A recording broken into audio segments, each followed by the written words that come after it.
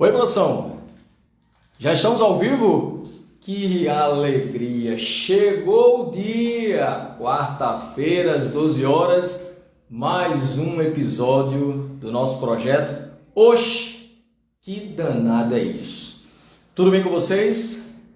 Graças a Deus, né? Queria fazer um parênteses antes da gente começar efetivamente com mais um dos nossos episódios em relação às fortes chuvas aqui que ocorreram no estado de Pernambuco, né? No final de maio para início de junho, a gente teve dias de grandes chuvas, de fortes chuvas, e isso em função dos nossos problemas de infraestrutura, que eu acredito ser uma realidade brasileira. A gente vem passando um certo perrengue aqui, né? Pessoas infelizmente perderam a vida, além da questão dos bens materiais. E aí eu quero aproveitar essa oportunidade, esse canal, para deixar aqui a solidariedade, prestar a solidariedade a todas essas pessoas em nome da Office, e dizer que a Office também está engajada nesse processo de solidariedade, né? A gente está como ponto de coleta, de doação aqui na nossa sede.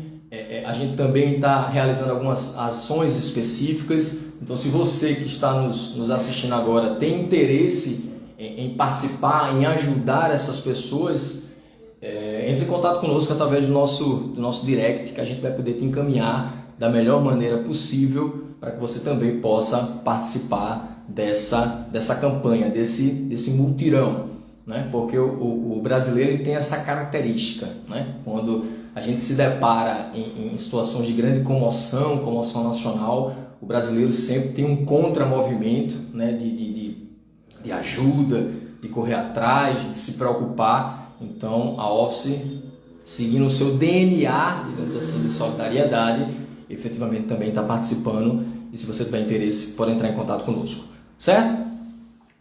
Como eu comentei nos stories logo no início da manhã, é a realidade da gente o quê? Recomeçar, né? É a oportunidade. Eu sei que pessoas perderam a vida, perderam bens materiais que também são resultado de uma vida de trabalho, não é? Mas por mais difícil que seja, é necessário recomeçar, né? É necessário reiniciar.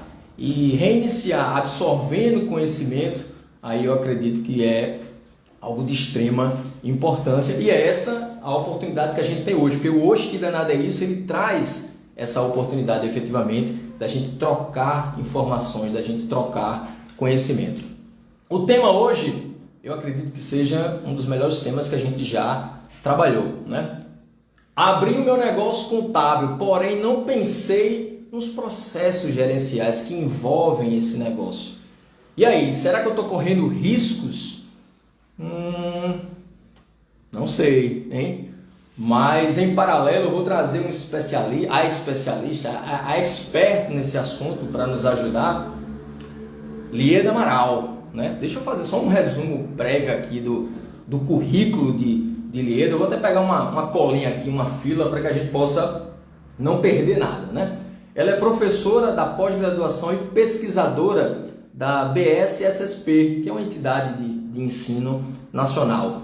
Palestrante dos mais variados conselhos regionais espalhados pelo Brasil. Autora e coautora de vários trabalhos científicos tratando de temáticas, produzindo conhecimento na área contábil. Para você ter uma ideia, como eu falei na chamada, até de missões internacionais promovidas tanto pelo FMI, que seria o Fundo Monetário Internacional, e a ONU, a Organização das Nações Unidas, para tratar de temáticas como parte tributária, parte previdenciária, ela efetivamente já participou. Então você percebe que a nossa convidada é uma convidada de peso, e aí eu vou deixar de falar e vou chamar para a conversa quem efetivamente interessa, que é a nossa convidada Lieda. Produção, esse bate-papo. Lieda, 1, 2, 3, 4... Ok! Oi. Bom dia, tudo bom? Bom dia, professora Lieda, que honra A honra é minha. tê-la aqui no nosso projeto. De antemão, eu já lhe agradeço, né, de ter topado de imediato participar do nosso projeto. Eu tive a oportunidade de conhecê-la lá no evento que o CRC Pernambuco promoveu lá no Dia do Profissional Contábil. E aí, quando eu vi sua palestra, eu comentei com minha sócia, eu disse, Cleci, a gente tem que chamá-la. É impossível a gente fazer um projeto dessa dimensão sem ter a participação de Lieda. Então, efetivamente, aqui, desde já lhe agradeço por ter topado o convite. Gratidão a você pelo convite, né? É uma honra. Ok, excelente.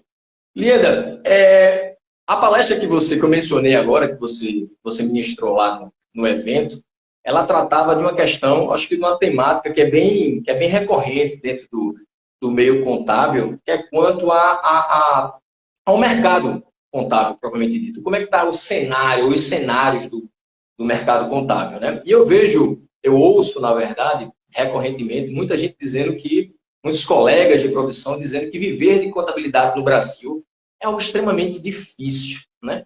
E entre as principais justificativas que eles apresentam, geralmente eles trazem ou que o mercado, de alguma forma, ele já está saturado, né? Muita gente fazendo contabilidade, prestando serviço de contabilidade, ou que, de alguma forma, e aí me perdoe pela expressão, pela palavra, ele, de alguma forma, estaria prostituído, né? Já que existe uma série de serviços sendo prestados hoje a preço de banana, né? Abaixo, teoricamente, de um mínimo que a classe consideraria razoável. Só que quando a gente se debruça mais atentamente para o serviço que é ofertado por esses contadores que dizem isso, a gente geralmente também se depara com cenários ou de mesmice ou de despreparo, né?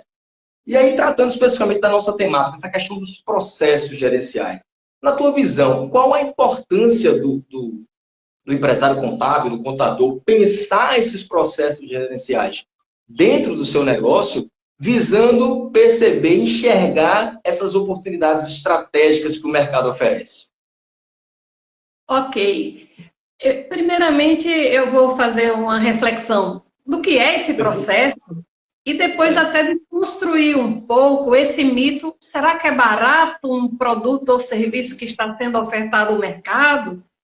Porque o seguinte, tem muitos escritórios contábeis, eu vou falar organizações de uma forma geral, mas aplicada aqui a Certo. escritórios contábeis, que é o nosso foco, que elas encontram problemas assim de variabilidade e desvio na sua própria jornada de trabalho. Desperdiça tempo, tem um alto gasto com retrabalho, não é verdade? Erros recorrentes. Isso não é só em função de um pseudo desconhecimento da área. Não é só pelo desconhecimento. É também porque, uma vez que esses processos eles não são padronizados, os fluxos do dia a dia não são alinhados, isso faz com que a empresa perca muito tempo. E ela, ao perder tempo, é aquela máxima de tempo é dinheiro, ela vale. Porque se eu não conheço os meus processos de trabalho, eu não mapeei as minhas rotinas, consequentemente, eu não manualizei, não padronizei. Porque quando eu padronizo, o que é repetitivo, eu tenho condições de automatizar. E se eu automatizo, quanto mais eu automatizo, menor é o valor agregado na percepção do cliente. Porque eu automatizo aquilo que é repetitivo. Se é repetitivo, qualquer um, em tese, poderia ter internamente isso sendo feito. Concorda comigo? Porque são padrões repetitivos. Eu elaborar uma folha de pagamento, eu fazer um determinado lançamento, isso é repetitivo. Não demanda de capacidade de análise. A máquina faz mais rápido e melhor. Quanto mais eu automatizar, menor vai ser o custo desse serviço. Não estou dizendo que não é importante. Eu estou dizendo que quanto mais eu automatizo, menor é o preço. Eu vou ter que ganhar em escala. Mas se eu me preparo, aquele tempo que economizei em função da máquina estar fazendo o que é repetitivo, aí eu vou ganhar porque eu vou prestar assessoria, consultoria, aconselhamento. Isso exige um conhecimento especializado. Então, quando a gente fala a importância de eu mapear processo, ele é indispensável para que você funcione com agilidade. Esse é o primeiro ponto. Porque quando você tem um método que está adequado à sua estrutura, você consegue combinar qual o melhor formato para as necessidades dos seus clientes, as necessidades cotidianas. E o que o mapeamento de processo faz? Ele é uma ferramenta, certo? É uma ferramenta. Porque é você ter uma sequência lógica de etapas, objetivos e processos de uma organização, detalhar as atividades, das atividades você descer ao nível de tarefa. Então, você consegue observar início, meio e fim em cada processo. Aí eu consigo quantificar quanto tempo eu gasto, por exemplo, para fazer um atendimento a um determinado cliente. E isso me ajuda na precificação. Aí você diz, isso é possível? Na prática, eu consigo? Consegue. Se você entender como funciona a prática, você consegue mapear. Porque aí você vai fazer os ajustes com base no diagnóstico que você vai fazendo, de que rotina poderia ser melhorada ou eliminada. Eu nunca vi um cliente dizendo, isso eu repito muito, quando você entrega uma folha de pagamento totalmente correta, ou um DARF bem preenchido, mas que DARF lindo você me entregou, eu nunca vi um DARF tão lindo. Não, ele vai dizer calcular a obrigação acessória e essa é a sua obrigação, não é verdade? Porque isso, do ponto de vista do cliente, é uma obrigação acessória que ele cumpre, mas não agrega valor ao negócio dele, do ponto de vista de aumentar a produtividade, aumentar as vendas. Mas quando você pega esse tempo que o processo permitiu você ganhar agilidade e o excedente do teu tempo você gastar para dizer para ele, por exemplo, olha, eu coloquei um mapa de calor aqui nos teus produtos e eu estou vendo que ele tem mais saída na região geográfica X aqui de Recife, mas em Boa Viagem sai mais esse tipo de produto para esse tipo de cliente com essa margem. Eu tenho tempo de fazer hoje isso, mergulhada nas rotinas do dia a dia sem os processos mapeados? Com certeza não. Com certeza não. Então, quando você mapeia os processos, você, inclusive, economiza custo de treinamento, porque alguém que chegar para trabalhar no seu escritório vai saber exatamente o que tem que fazer, em que momento vai fazer, porque está manualizado. O que as grandes organizações fazem e o que nós ensinamos os nossos possíveis clientes a fazer, às vezes não fazendo no nosso próprio escritório. Eu estou falando do nosso próprio escritório, eu não tenho escritório, você sabe, eu sou auditora da Receita, mas eu sou de uma família de contadores, eu sei como funciona um escritório no dia a dia. E a regra é, não mapeia processo, se não mapeia processo, não sabe exatamente quanto tempo utiliza naquelas atividades e como é que aquelas atividades poderiam ser feitas de forma a otimizar os meus recursos. Às vezes eu não treino um funcionário novo que entra, porque ele termina aprendendo, observando o outro fazer. E se o outro estiver fazendo errado, ele aprendeu errado. Eu não estou dizendo calcular errado. Fazer o processo de forma errada. Então, quando eu mapeio, você documenta. Então, os colaboradores, eles ficam por dentro daquele fluxo e garantem que a atividade seja cumprida da melhor forma e da forma que foi idealizada. Aí você pode falar em pontos de controle. Eu só coloco ponto de controle se eu tiver meus processos mapeados. Eu só audito rotinas se eu tiver meus processos. Como é que eu vou dizer que você é mais ou menos eficiente do que eu se você sequer sabe qual é o tempo ideal para se fazer determinada atividade? Então, voltando à sua pergunta inicial, qual é a importância de mapear o processo? Por que é importante? Porque, além de identificar os processos, eu vou conseguir mapear quais são as lacunas de melhoria. Eu vou reduzir custos, porque eu vou mostrar onde está falhando. Eu vou ter uma visão mais ampla da otimização dos meus recursos. Eu passaria a manhã inteira falando só nesse ponto específico. Mas o ganho é muito grande quando você mapeia os processos.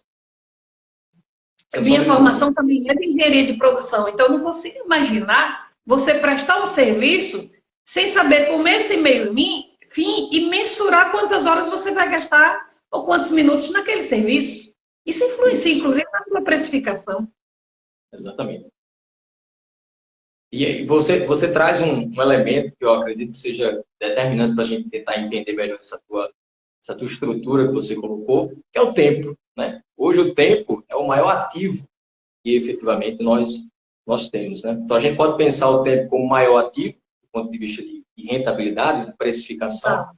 e também o tempo no sentido de parar para que a gente possa efetivamente desenhar esses processos, essas rotinas. Muita gente acredita que isso seja perda de tempo, mas fica claro, fica evidente pelo pouco que a gente começou a conversar, isso não é perda, na verdade isso é ganho. Isso é você ter um controle pleno da sua operação que vai fazer com que você tenha retornos efetivos do ponto de vista da precificação, do ponto de vista da redução de despesas e custos, do ponto de vista do controle da execução daquelas respectivas rotinas, por mais automatizadas que efetivamente elas já estejam. Então a gente tem que rechaçar essa ideia de que isso é perda de tempo. Na verdade, isso é ganho de tempo, né? Isso vai influenciar também na forma como a gente vai se relacionar com o nosso cliente, né? A gente fez uma live com Débora Barros, que você também conhece muito bem, acredito que seja sua amiga aqui do Conselho Regional de Pernambuco, e a gente estava tratando justamente sobre esse assunto,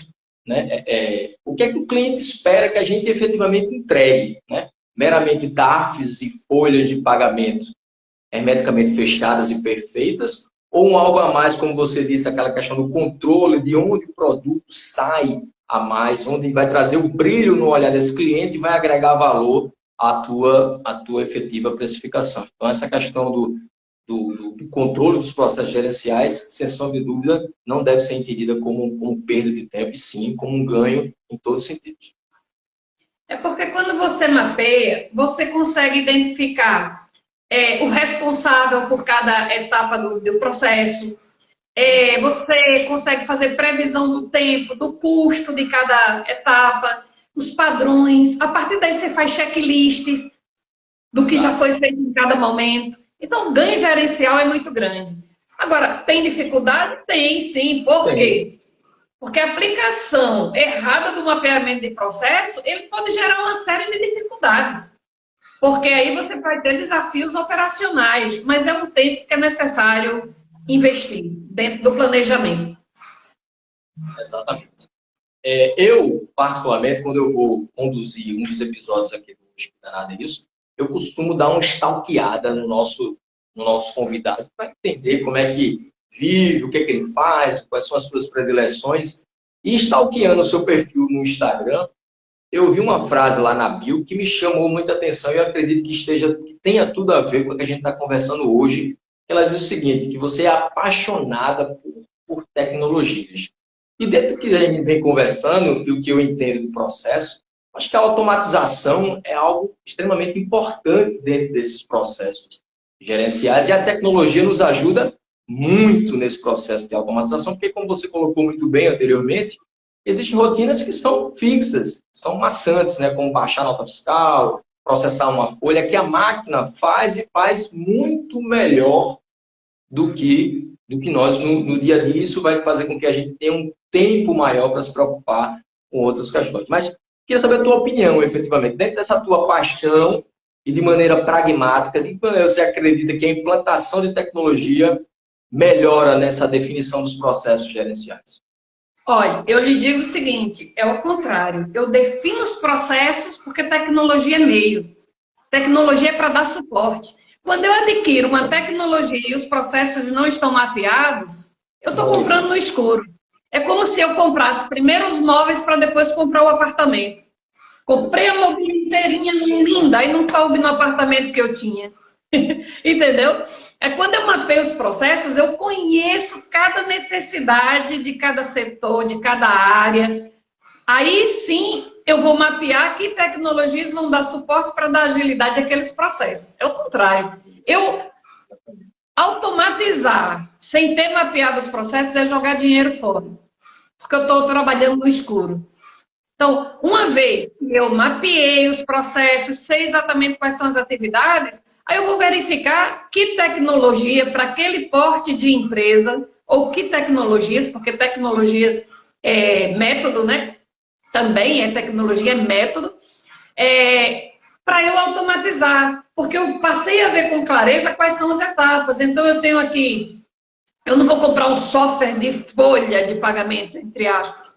Eu tenho um software que integra a folha de pagamento, ao contrato terceirizado, à contabilidade, ao financeiro, àquela empresa que eu presto serviço. Mas para eu saber qual é a tecnologia, eu tenho que ter esse processo mapeado. Uma planilha de Excel é tecnologia, e dependendo do porte, ela serve perfeitamente se eu dominar as macros de uma planilha Excel, né? Os comandos macros. Então, algumas tecnologias que nos ajudam a organizar as rotinas. Eu gosto, por exemplo, de usar o Trello. É uma coisa barata. É grátis, né? Ele me ajuda a organizar as rotinas.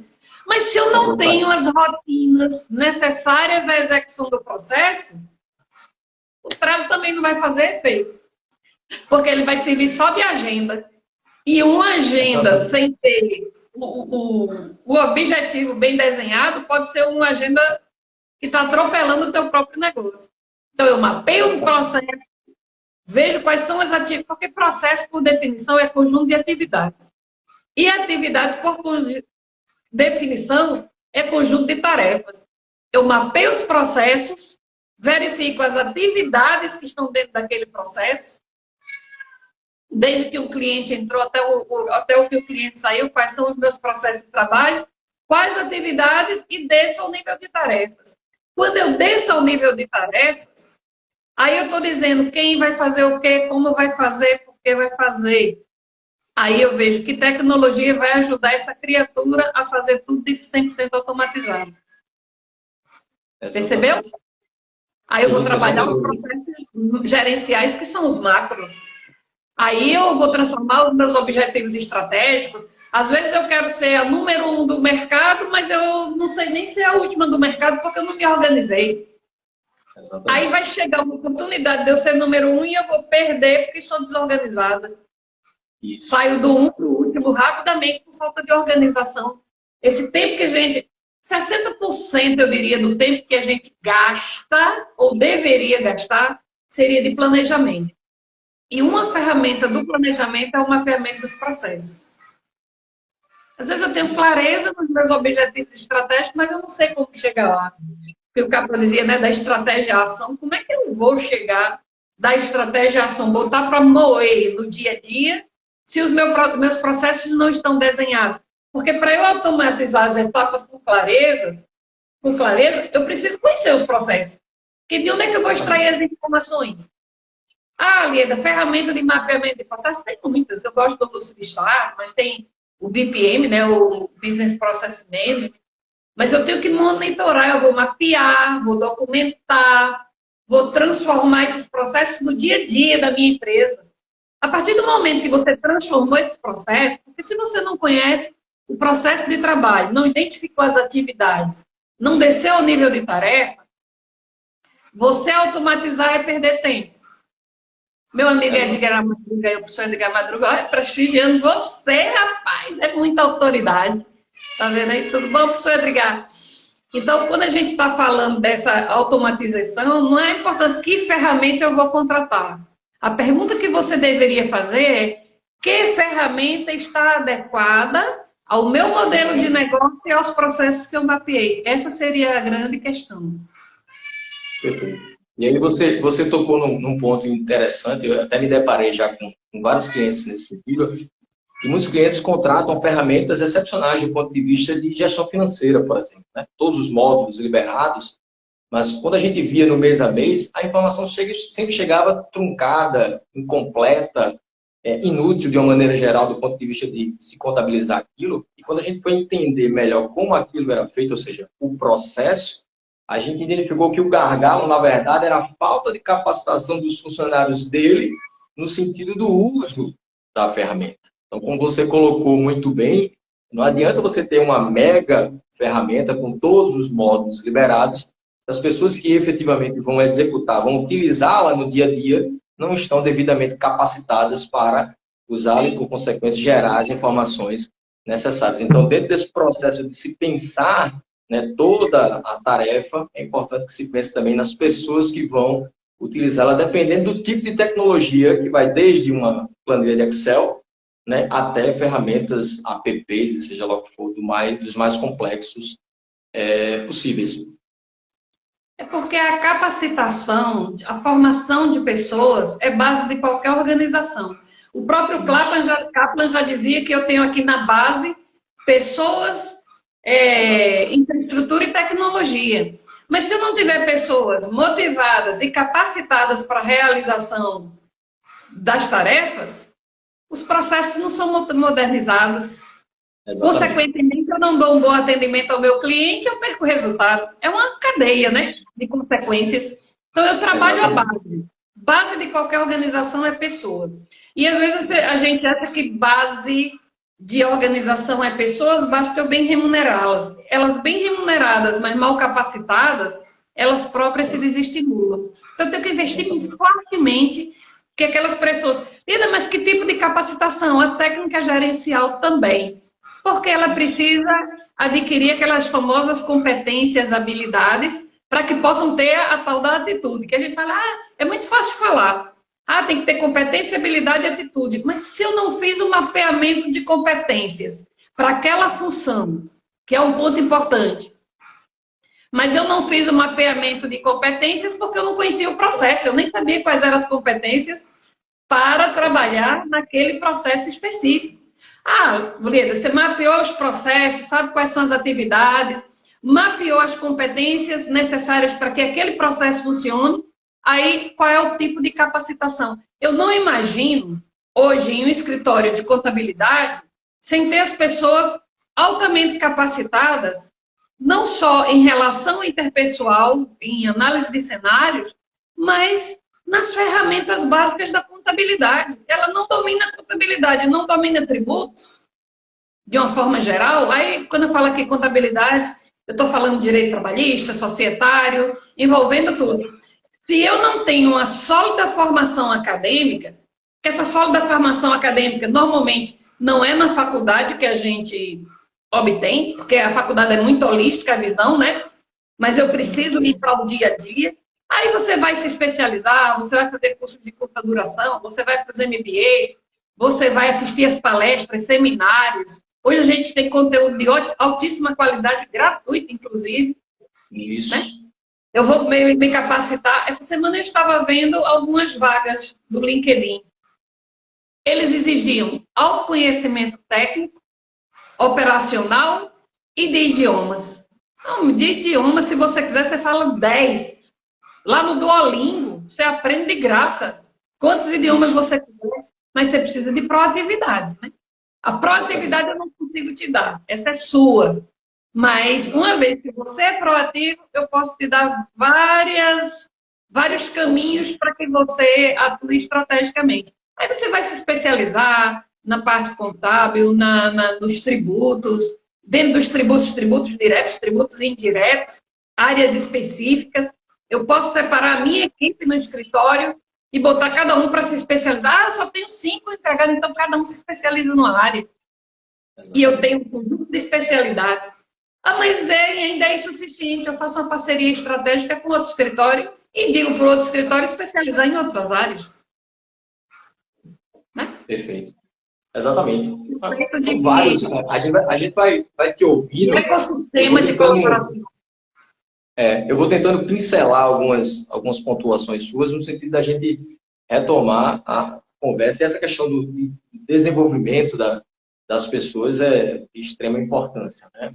Um dos maiores ativos também que toda e qualquer empresa tem são pessoas. Se as pessoas não forem bem capacitadas, bem preparadas para executar aquelas respectivas tarefas que efetivamente foram designadas, a gente tem um comprometimento da estrutura como um todo. E às vezes a gente nem percebe isso no dia a dia. O empresário, de uma maneira geral, ele nem percebe isso no dia a dia, né? Eu estava vendo um dado, acredito que seja do Ministério da Economia, ele analisando que hoje existem um pouco mais de 19 milhões de empresas abertas no Brasil, das quais 70%, ou seja, aproximadamente 13 milhões, são microempreendedores individuais. Eu, analisando inicialmente esse dado, eu vi que isso reflete, primeiro, o perfil empreendedor do brasileiro, acho que isso é um ponto.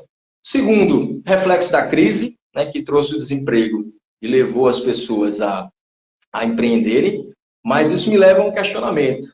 Quantas empresas dessas, de fato, irão prosperar, né? Irão conseguir manter e continuar ou concretizar os seus respectivos objetivos? E isso perpassa justamente dentro desse processo de planejamento, os processos gerenciais, de se pensar, de se analisar previamente os prós e contras daquilo que você pretende fazer para que efetivamente o negócio dê certo. Então, é tudo muito dentro disso que você efetivamente está trazendo para a gente. Mas aí eu tenho mais uma pergunta a fazer. Você é professora, né? Professora renomadíssima dentro daquilo que se propõe a lecionar. E aí eu vi uma frase sua que também me chamou a atenção, né? Eu não vou conseguir reproduzir, aí me corrija se eu estiver errado, mas o contexto da frase é: você como professora tem como principal objetivo que em algum momento os seus discípulos, os seus alunos consigam superá-la como mestre. Isso como professor deve ser algo muito recompensador, porque isso significa dizer que o trabalho que foi feito foi um trabalho assertivo. Parte dessa pergunta, eu acredito que você já respondeu anteriormente no seu comentário, quando você disse que depende muito da ação desse discípulo. Ele precisa querer. Se ele quiser, se ele estiver motivado para, você como docente estará lá para apresentar as oportunidades para que ele possa se desenvolver. Mas essa questão do processo gerencial, dentro desse crescimento desse discípulo, é importante que ele também se preocupe com isso. Olha, eu vejo o seguinte, o processo gerencial, ele precisa ser compreendido. Ele precisa ser compreendido. Por quê? Porque se você conhece, e quando você fala aí de crescer como pessoa, assim como a gente tem um plano de crescimento para as organizações, todo mundo deveria ter o seu plano de desenvolvimento pessoal. Isso. De curto, médio e longo prazo. E dentro desse plano de desenvolvimento pessoal, um dos objetivos devia ser ajudar outras pessoas a se desenvolver. Exato. Quando você diz assim, tem 19 milhões de empresas que possivelmente muitas delas vão fechar. Aí eu te pergunto, o que você pode fazer para que elas não fechem? Isso. Como a tua consultoria, o teu aconselhamento, a tua atuação pode fazer com que elas prosperem? Mais do que eu desejar prosperidade, é o que eu posso fazer para que o outro prospere. Isso tem que estar presente em todos os momentos. Nas suas relações pessoais, nas suas relações comerciais, nas suas relações de negócios. E o desenvolvimento, a capacidade gerencial, ela pode ser obtida por meio de cursos também. Você tem que conhecer os métodos, porque modelos gerenciais, práticas gerenciais, eu posso aprender de duas formas. Empiricamente, atuando no dia a dia, ou eu posso ter um atalho. Qual é o atalho? Eu indo aprender com quem já sabe. É um atalho. Não é verdade? Então, quando você tem fazer o benchmark em outras empresas, em outras organizações, as mentorias, elas são necessárias, porque esse processo de conhecimento gerencial, desenvolvimento gerencial, ele ajuda você a focar no seu negócio, ter a visão de futuro, mas uma visão de futuro que seja pragmática, que você consiga colocar a mão da massa e definir quais metas serão necessárias você atingir para chegar lá onde você quer chegar. Isso eu estou falando no âmbito de uma empresa, no âmbito de uma pessoa. Exato. Eu sempre fui muito focada. Então, eu sempre soube exatamente aonde eu queria chegar. E eu aprendi desde cedo que ninguém chega a lugar nenhum sozinho. Então, você tem que ter um ecossistema, tem que ter uma matilha aqui ao teu lado, te empurrando, te ensinando. E conhecimento talvez seja um ativo que quanto mais você compartilha, com mais conhecimento você fica. Isso. Você empodera as pessoas quando você se desenvolve e ajuda outros a se desenvolver. É essa a filosofia que eu acho que tem que ser pensada. Não sei se respondi a tua pergunta, mas... Não, sim, sem sombra de dúvida. Respondidíssima. Né? E aí você tocou em outro ponto, em outra ferida que às vezes atinge a classe, é quanto aos questionamentos que são feitos em relação às entidades de classe que nos representam, né? Os conselhos regionais e, por consequência, o Conselho Federal, né? Que muitos contadores dizem que não são entidades de classe atuantes, mas aí vem justamente esse questionamento que você colocou. Pergunta, nós atuamos... Está fazendo o quê? Está fazendo o quê para ajudar? Está fazendo o que para ajudar? Está se movendo? Qual é a tua contribuição nesse processo? É só questionar, é só contestar mesmo? Ou de fato você tem uma participação ativa? Olha, eu participo de tudo, porque eu sou muito crítica. Então, para eu criticar, eu tenho que estar dentro participando. Tem que estar ciente do processo. A minha processo. contribuição, eu perco o direito, porque eu me omiti e o omisso não tem direito de opinar. Isso, perfeito. Acho que é uma frase emblemática, pode assinar aí. O omisso não tem direito a opinar. Pode carimbar, Lieda Amaral. Realmente, sem sombra de dúvida, é uma frase de impacto, mas que sintetiza grande parte dessa nossa última fala. Lieda, só me resta agradecer. Gratidão. Agradecer mais uma vez pela tua disponibilidade, por ter topado de imediato participar do nosso projeto. Eu acredito que a gente trouxe muito, você, na verdade, trouxe muito conteúdo, muito conhecimento para as pessoas que acompanharam a nossa live. Então, a palavra é gratidão. Eu vi que tem amigos queridos aí, o Teófanes, a Gil entrou também, a Tatiana. Gente, beijos no coração. Sempre que eu vou a Recife, eu já volto com a musiquinha. Voltei, Recife, foi a saudade que entrou pelo braço. A pandemia nos afastou um pouquinho desse momento de alegria, mas eu acredito que o ano que vem a gente não escapa, não.